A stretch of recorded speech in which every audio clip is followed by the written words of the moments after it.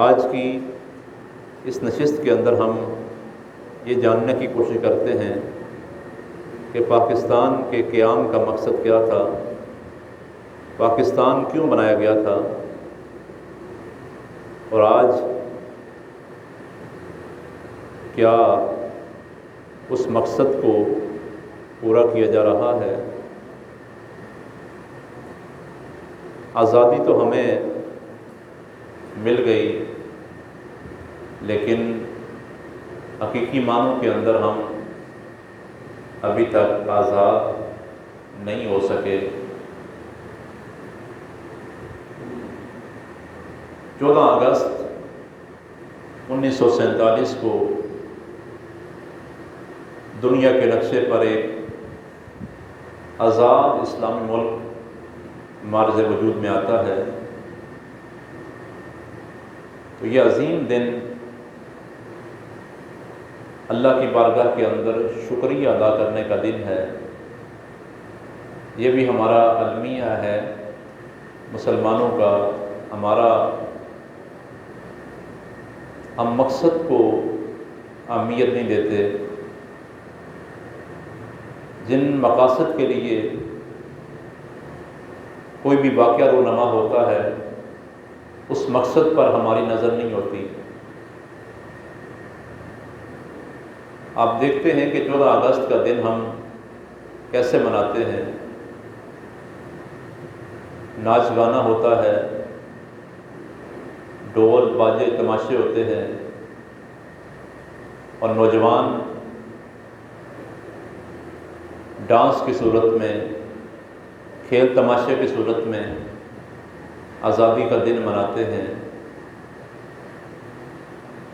لیکن یہ عظیم دن اللہ رب العزت کی بارگاہ میں شکریہ ادا کرنے کا دن ہے کہ جس مالک نے ہمیں بے شمار نعمتیں عطا کرنے کے بعد پاکستان جیسا آزاد خطہ عطا فرمایا۔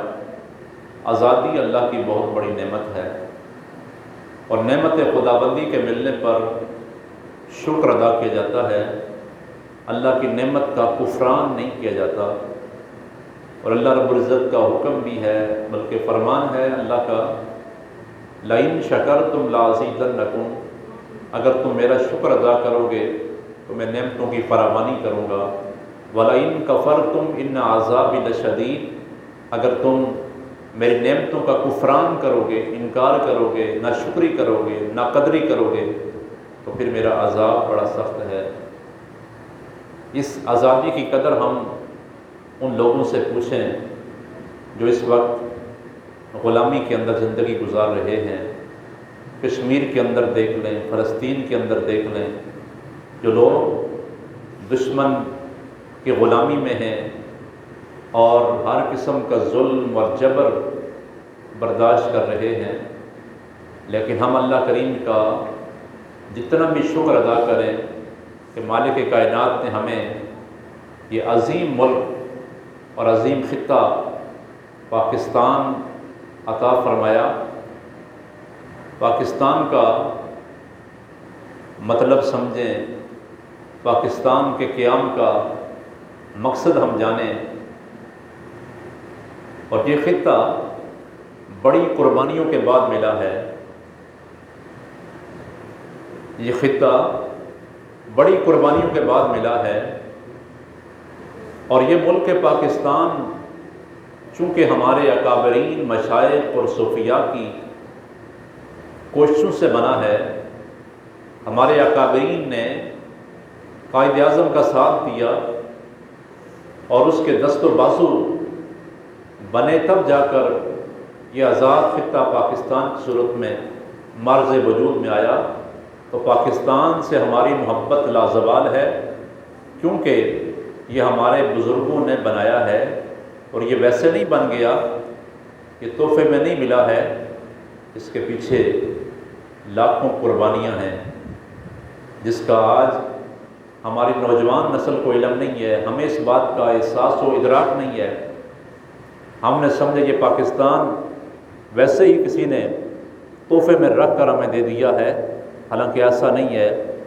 اس کی قدر ہم نہیں کر رہے۔ احباب گرامی قدر، اب ہم دیکھتے ہیں کہ قیام پاکستان کا مقصد کیا ہے۔ یہ خطہ زمین جو روئے زمین پر بنایا گیا، قائم کیا گیا، اس کے قیام کا مقصد کیا تھا؟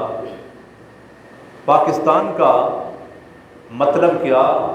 نعرہ ہم لگاتے ہیں لا الہ الا اللہ، مراد کیا ہے؟ کہ یہ خطہ زمین کلمہ طیبہ کی بنیاد پہ بنا ہے۔ پاکستان کا خطہ دو قومی نظریے کی بنیاد پر بنا ہے۔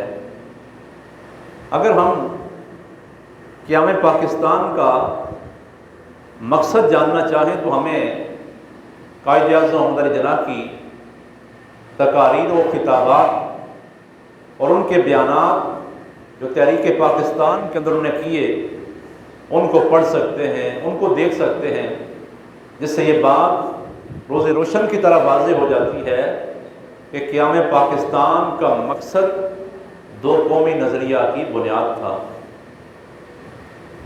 جس طرح آج بعض لوگ یہ کہتے ہیں کہ قائد اعظم پاکستان کو ایک سیکولر اسٹیٹ بنانا چاہتے تھے، ایک لادین ریاست بنانا چاہتے تھے، اور بعض لبرل قسم کے لوگ یہ تاثر دینے کی کوشش کرتے ہیں، لیکن قائد اعظم کے خطابات اس بات پر گواہ ہیں کہ قائد اعظم ایک اسلامی فلاحی ریاست چاہتے تھے۔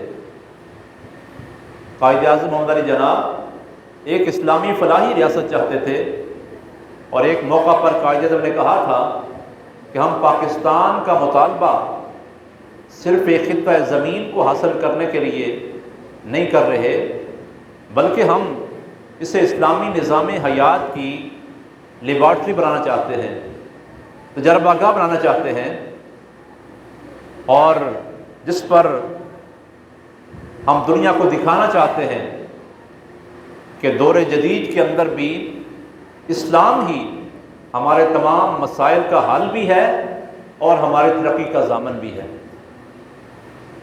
یہ قائد اعظم کا خطاب ہے کہ ہم پاکستان اسلامی نظام حیات کی ایک لیبارٹری کے طور پر استعمال کر کے دنیا عالم کو بتانا چاہتے ہیں کہ دور جدید کے اندر بھی انسانیت کے تمام مسائل کا حل اسلام کے اندر ہے، اور اسلام ہی مسلمانوں کی ترقی کا ضامن ہے۔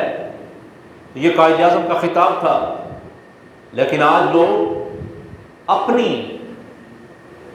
ذاتی خواہشات کو پورا کرنے کے لیے یہ کہتے ہوئے نظر آتے ہیں، جو اسلام سے بھاگنا چاہتے ہیں، جو دین سے دوری اختیار کرنا چاہتے ہیں اور دین کے خلاف سرپراہ ہونا چاہتے ہیں، وہ قائد اعظم کا نام لے کر یہ کہتے ہیں قائد اعظم پاکستان کو اسلامی نہیں بلکہ ایک سیکولر اسٹیٹ لادین ریاست بنانا چاہتے تھے۔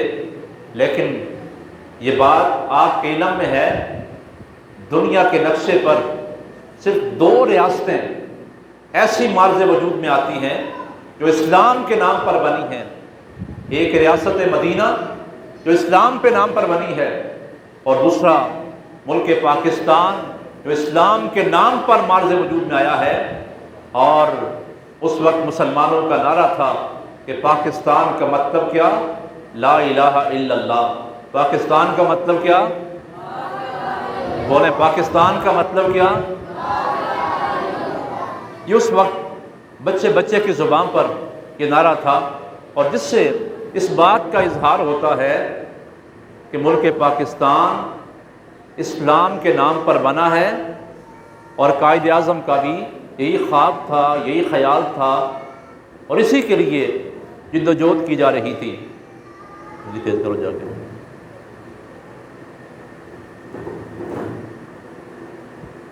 اور ایک اور مقام پر قائد اعظم نے فرمایا تھا کہ میں مطمئن ہوں کہ قرآن و سنت کے زندہ و جاوید قانون پر مبنی ریاست دنیا کی بہترین اور مثالی ریاست ہوگی، اور یہ اسلامی ریاست اسی طرح سوشلزم، کمیونزم، کیپٹلزم کا قبرستان بن جائے گی، جس طرح حضور سرور کائنات صلی اللہ علیہ وسلم کا مدینہ اس وقت کے تمام فرسودہ نظاموں کا قبرستان بن گیا۔ یہ قائد اعظم کے الفاظ جس بات کا واضح ثبوت ہیں کہ قائد اعظم بھی پاکستان کو ایک اسلامی فلاحی ریاست بنانا چاہتے تھے، اور جس کے لیے تمام مسلمانوں نے قائد اعظم کا ساتھ دیا، اور ہمارے اکابرین اور مشائخ نے، صوفیاء نے قائد اعظم کے کندھے سے کندھا ملا کے، قدم سے قدم ملا کے پاکستان کی آزادی کے لیے تحریک پاکستان کے اندر اپنا بھرپور کردار ادا کیا۔ اور ایک اور موقع پر 15 نومبر 1942 کو آل انڈیا مسلم اسٹوڈنٹ فیڈریشن کے اجلاس میں ایک تاریخ ساز خطاب کرتے ہوئے قائد اعظم نے کہا تھا کہ مجھ سے اکثر پوچھا جاتا ہے کہ پاکستان کا قانون کیا ہوگا، طرز حکومت کیا ہوگا، تو کہا کہ پاکستان کے طرز حکومت کا تعین کرنے والا میں کون ہوتا ہوں؟ مسلمانوں کا طرز حکومت آج سے 1300 سال پہلے قرآن نے بڑی وضاحت کے ساتھ بیان کر دیا ہے۔ یہ قائد اعظم کے الفاظ ہیں، اور فرمایا کہ الحمدللہ قرآن ہماری دینی رہنمائی کے لیے موجود ہے اور قیامت تک موجود رہے گا۔ اس سے کیا واضح ہو رہا ہے کہ قائد اعظم چاہتے تھے کہ پاکستان کے اندر اسلامی نظام کا نفاذ ہوگا، پاکستان کے قوانین اور اصول قرآن کے اصول ہوں گے، پاکستان کے جو قوانین بنیں گے وہ قرآن کے قوانین ہوں گے، قرآن کے مطابق ہوں گے، اسلام کے مطابق ہوں گے۔ تو قائد اعظم محمد علی جناح ایک ایسا پاکستان چاہتے تھے کہ جہاں پر اسلامی نظام کا نفاذ ہو، قرآن کے قوانین کا نفاذ ہو، قرآن کے اصولوں کے مطابق اس پاکستان کو آگے لے کر چلا جائے۔ اس لیے یہ ملک پاکستان قائد اعظم کی کوششوں سے معرض وجود میں آیا، لیکن افسوس، صد افسوس، جب سے یہ ملک پاکستان بنا ہے، 14 اگست کل کا دن آزادی کا دن ہے، نعمت خداوندی پر اللہ رب العزت کا شکریہ ادا کرنے کا دن ہے۔ یہ ملک جو اسلام کے نام پر بنا، دو قومی نظریہ کی بنیاد پر بنا۔ دو قومی نظریہ کیا ہے؟ دو قومی نظریہ یہ ہے، ہندوستان کے اندر دو قومیں آباد ہیں، مسلمان اور ہندو۔ مسلمانوں کا ظاہر ہے اپنا مذہب ہے، اپنی تہذیب و ثقافت ہے، اپنا ایک کلچر ہے، مسلمانوں کا رہن سہن، کھانا پینا سب کچھ ہندو سے جدا ہے۔ ہندو گائے کا پیشاب پیتے ہیں، مسلمان گائے کو ذبح کر کے گوشت کھاتے ہیں۔ مسلمان اور ہندو دو الگ الگ قومیں ہیں، لہٰذا ان کا ایک ساتھ رہنا کسی طور پر بھی ممکن بھی نہیں ہے۔ لہٰذا مسلمانوں کو اپنی علیحدہ ریاست چاہیے، علیحدہ ملک چاہیے، اور یہ ملک اسی دو قومی نظریے کی بنیاد پر معرض وجود میں آتا ہے۔ لیکن آج اس ملک کو سیکولر لادین اسٹیٹ بنایا جا رہا ہے، جس کے لیے کوششیں کی جا رہی ہیں جو سراسر ان شہداء کی قربانیوں کے ساتھ زیادتی ہے۔ بزرگ جانتے ہیں یہ پاکستان ہمیں کسی نے تحفے میں رکھ کر نہیں دیا، یہ پاکستان ہمیں گفٹ کے طور پر نہیں ملا، یہ پاکستان ویسے ہی نہیں مل گیا، بلکہ اس پاکستان کے قیام کے پیچھے لاکھوں قربانیاں شامل ہیں، لاکھوں شہداء کا خون شامل ہے۔ ایک محتاط اندازے کے مطابق 10 لاکھ لوگ تحریک پاکستان کے اندر شہید ہوئے ہیں۔ پاکستان کے قیام کے لیے 10 لاکھ لوگوں نے اپنی جانیں قربان کی ہیں، 1 کروڑ لوگ ہجرت کرنے پر مجبور ہوتے ہیں اور 50,000 عورتوں کی عصمت دری کی گئی، عصمتوں اور عفتوں کو پامال کیا گیا۔ آج ہم کیا ان شہداء کی قربانیوں کے ساتھ انصاف کر رہے ہیں؟ یہ ملک اسلام کے لیے بنا تھا، یہ ملک دین کے نفاذ کے لیے بنا تھا، یہ ملک مسلمانوں کی علیحدہ طور پر عبادت گاہیں، ان کو تمام مذہبی آزادی ہوگی، اس مقصد کے لیے معرض وجود میں آیا تھا۔ لیکن آج افسوس، اس ملک میں اسلام کا نام لینا بہت مشکل ہو رہا ہے۔